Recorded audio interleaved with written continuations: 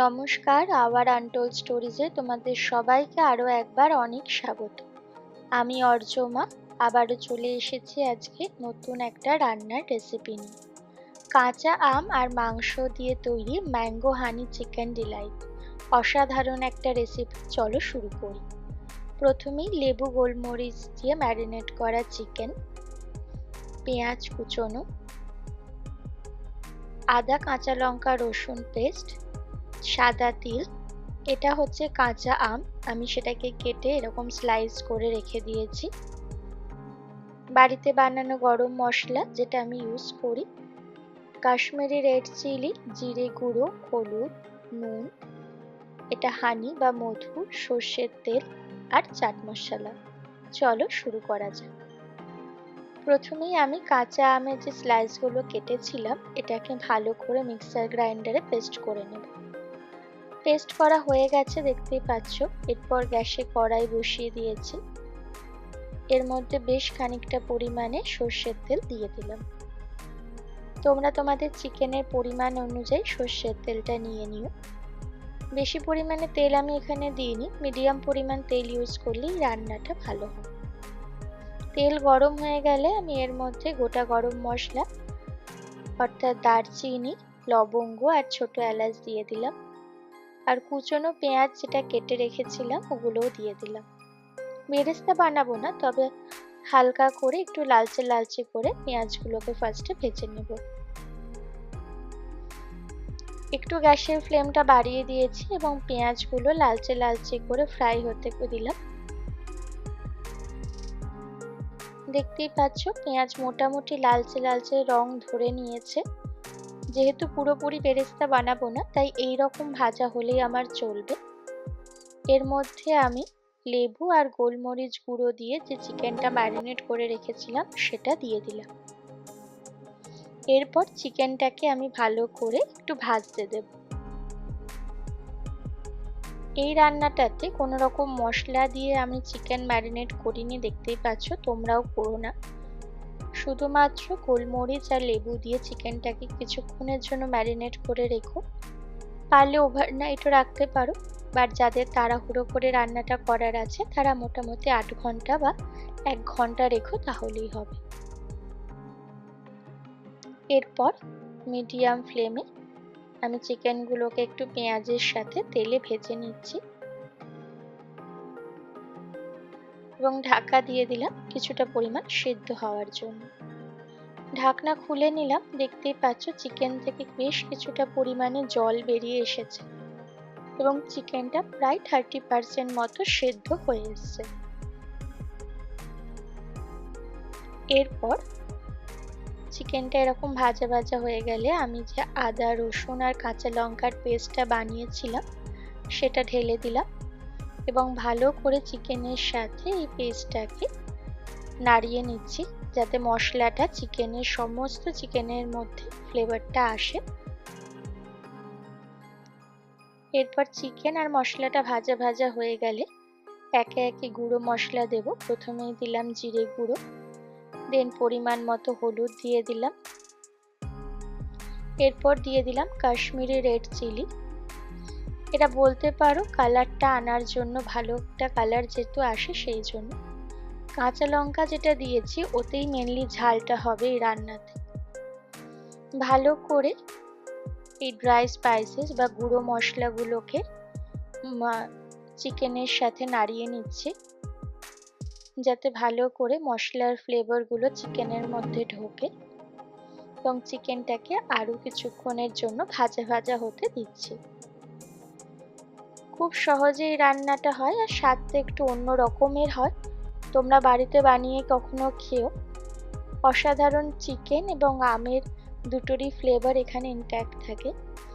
এরপর আমি দিয়ে দিলাম বাড়িতে বানানো গরম মশলা, যেটা আমি লবঙ্গ, দারচিনি, জয়িত্রী, জায়ফল এইসব দিয়ে গুঁড়ো করে বানাই।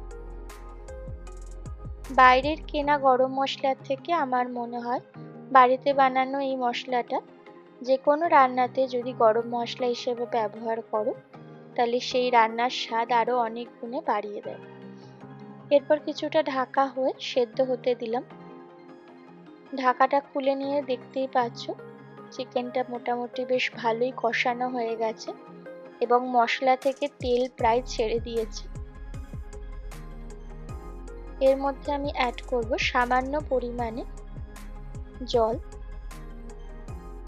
যেহেতু মশলাটা একদম কষে গেছিল এবং কড়াইটাতে মশলা লেগে যাওয়ার চান্সেস থাকে, তাই সেই জন্য সামান্য পরিমাণে জল আমি এর মধ্যে অ্যাড করে দিলাম এবং ভালো করে মশলাটাকে আবারও চিকেনের সাথে মিশিয়ে নিচ্ছি কড়াইতে এবং কিছুক্ষণের জন্য রান্না হতে দিচ্ছি বা কষতে দিচ্ছি।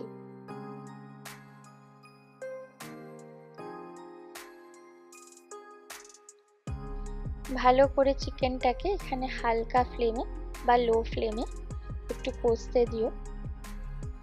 যেহেতু বেশি পরিমাণে জল আমি এখানে ইউজ করব না, তাই লো ফ্লেমে কষাতে কষাতে রান্নাটা করব পুরোটা।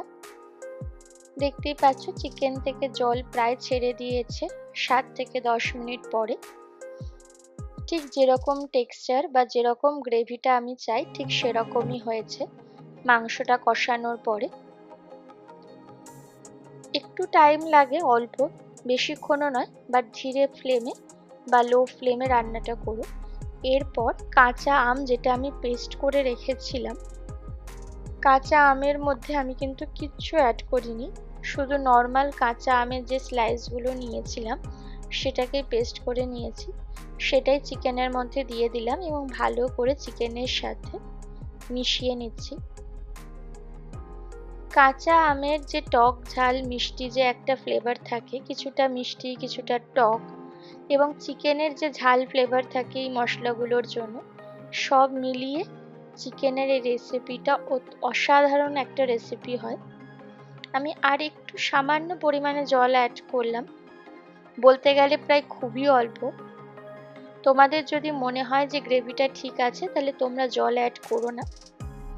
এটা ঝোল ঝোল বেসিক্যালি হয় না, একদম গা মাখো বা চিকেন কষা বলতে পারো। এরপর আমি অ্যাড করে দিলাম নুন পরিমাণ অনুযায়ী। তোমরাও এখানে পরিমাণ অনুযায়ী অ্যাড করো, যে যতটা পরিমাণে চিকেন নেবে এবং গ্রেভি তৈরি হবে সেই অনুযায়ী নুনটা অ্যাড করে নিও নিজেদের স্বাদ অনুযায়ী।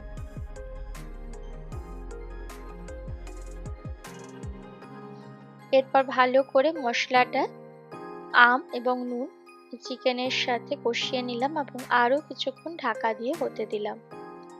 ঢাকনাটা খুলে নিলাম, দেখতেই পাচ্ছ চিকেনটাতে একটা ক্রিমি টেক্সচার চলে এসছে, যেহেতু কাঁচা আমের পাল্প আমি ইউজ করেছিলাম এই রান্নাটার মধ্যে।